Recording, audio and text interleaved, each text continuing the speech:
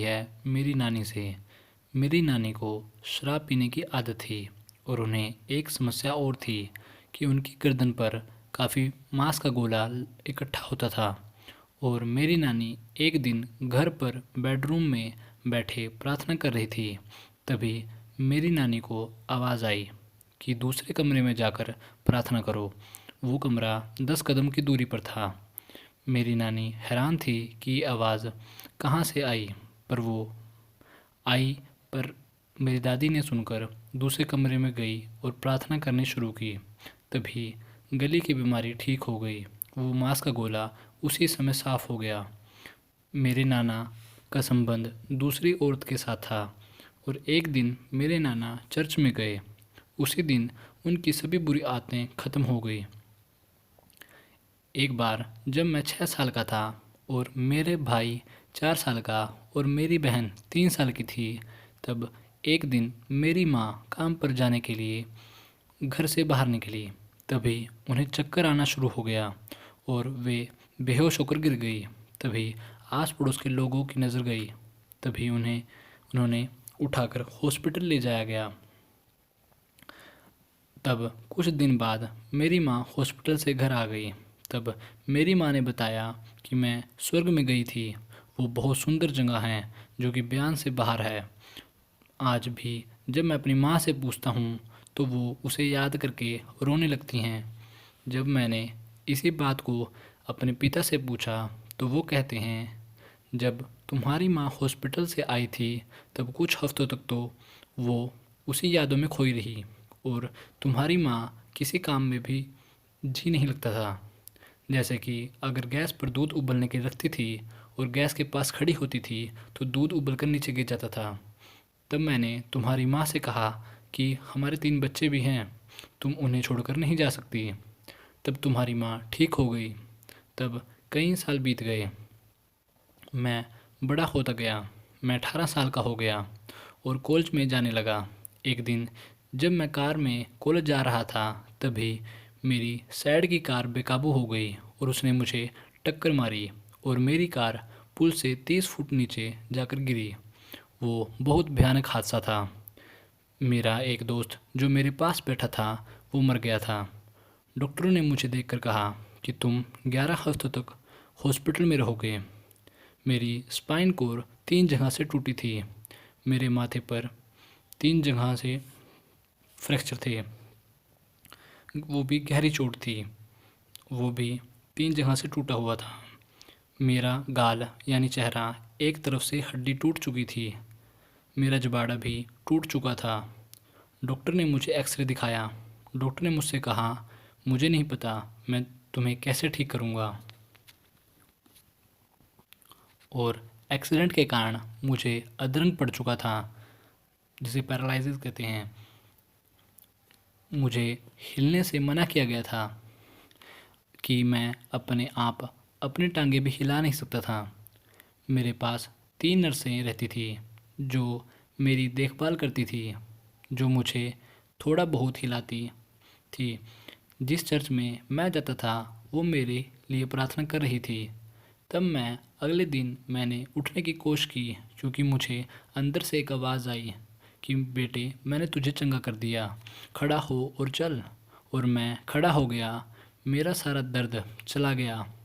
मेरा जबाड़ा ठीक हो गया, अपने आप जुड़ गया। मेरी हड्डियाँ ठीक हो गई। जब मैं बेड से उठकर चलने लगा तो पूरे हॉस्पिटल में हलचल मच गई। मैंने अपने पट्टे उतार दिए। मैं एक्सीडेंट के एक दिन बाद पूरी तरह ठीक था, जो कि असंभव था। उसके अगले दिन मुझे चर्च में प्रचार करने के लिए बुलाया गया ताकि मैं लोगों को बता सकूं कि परमेश्वर के चमत्कार का असली उदाहरण मैं हूं और हीलिंग का रिज़ल्ट क्या होता है। मैं आपको सच बताना चाहता हूं कि जब मैं हॉस्पिटल में पड़ा हुआ था बेड पर, तब मुझे बिल्कुल भी चिंता नहीं थी कि मुझे मन में बहुत शांति थी, क्योंकि मैं जानता हूँ कि मैंने कुछ दिनों पहले ही परमेश्वर को ग्रहण कर लिया था। मैंने सब बुरी आदतें छोड़ दी थी। उसके बाद मैंने बाइबल कॉलेज में पढ़ाई शुरू की। जो वहाँ टीचर थे वे चंगाई पर विश्वास नहीं करते थे, बल्कि उनका इनकार करते थे। पर मैं इनकार नहीं कर सकता था क्योंकि चंगाई को मैंने अपनी ज़िंदगी में खुद महसूस किया था। मैं खुद एक हीलिंग का उदाहरण हूँ। तब मैं एक दिन चर्च में था, एक व्यक्ति प्रचार कर रहा था। वो एक बहुत साधारण प्रचार था। तभी मेरी आंखों से आंसू बहने शुरू हो गए। मैं सोच रहा था, इस प्रचार में तो कुछ भी नहीं है, ये तो बहुत साधारण है और मेरे आंसू क्यों निकल रहे हैं। तभी मुझे एक आवाज़ सुनाई दी कि आज मैं इस चर्च को हील करता हूँ। ज़्यादा शब्द मेरे होंगे, कम तुम्हारे होंगे। परमेश्वर ने मुझे समझाया कि मैं बोलूँगा तू सुनेगा। उसके बाद मेरी शादी हो गई। फिर मैंने चर्च में सेवा करनी शुरू की। एक दिन मैंने टीवी चलाया हुआ था, उसमें परमेश्वर के एक दास प्रचार कर रहे थे।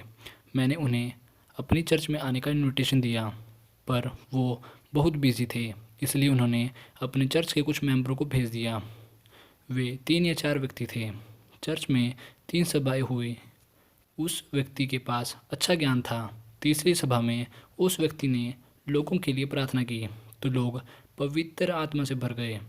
चंगाइयाँ होने लगी। जब मैं और अपनी पत्नी के साथ चर्च में था और बैठे हुए थे, तब वो व्यक्ति मेरे पास से गुजरा और मेरी पत्नी और मैं पवित्र आत्मा से भर गए। उस समय मानो ऐसा महसूस हो रहा था जैसे किसी ने हमें बिजली की तार पकड़ा दी हो, जिसमें बिजली दौड़ रही हो, और हमारे हाथ पैर मुड़ गए थे, हम नीचे गिर पड़े। मैं उसे अगले दिन तक महसूस करता रहा। फिर चर्च में हीलिंग होनी शुरू हो गई। एक दिन जब मैं ब्राज़ील गया तो वहाँ 30 से अधिक लोग थे जो खड़े नहीं हो सकते थे, क्योंकि उनकी रीढ़ की हड्डी में प्रॉब्लम थी। मैंने उन पर हाथ रखे, वो ठीक हो गए। वहाँ एक व्यक्ति था, उसने उन सब बीमार व्यक्तियों का फ़ोन नंबर लिया और कुछ महीनों बाद फ़ोन किया, तो वो सब ठीक निकले और वो पूरी तरह चंगे थे।